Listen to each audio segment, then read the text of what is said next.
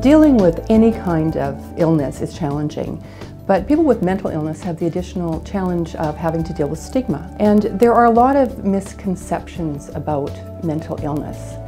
We think about mental illness differently from physical illness, as though it is the person's responsibility for the illness. Mental illness is not a choice in the same way that having cancer is not a choice. Mental illness is not a character flaw in the same way that having arthritis is not a character flaw. Mental illness is not something you can snap out of in the same way that you can't snap out of having diabetes. But stigma isn't only about how others view people with mental illness.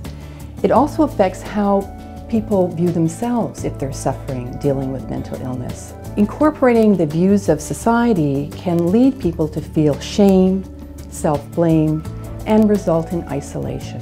This can lead to people not seeking the help that they need and therefore not getting the care that they need. Stigma becomes a barrier to diagnosis, treatment, and social support. One way to challenge stigma is to educate people about mental illness. Illness can occur because of biochemical problems, or it can occur as a result of some external event, such as psychological trauma. Mental illness does not discriminate. It affects everybody, all kinds of people. This means that nearly all of us know someone who is struggling with a mental illness, whether it be a family member, a friend, a colleague. Challenging the stigma of mental illness means that those important people in our lives will get the help and support they need.